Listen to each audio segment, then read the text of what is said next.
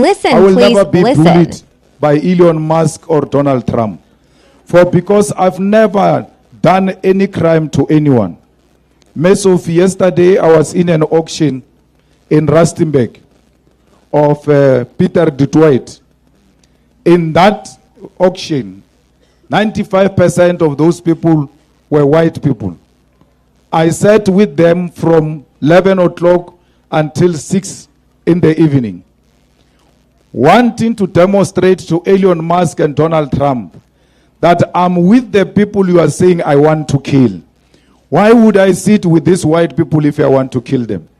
Why do you make me an international criminal for asking for dignity of black people?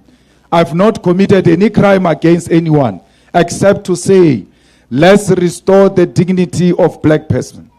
If you don't have the land, you will never have dignity.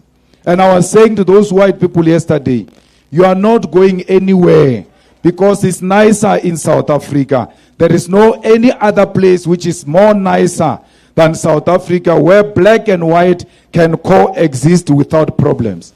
The only thing you need to change is your hearts. You must learn to share and share the land with the rest of other people.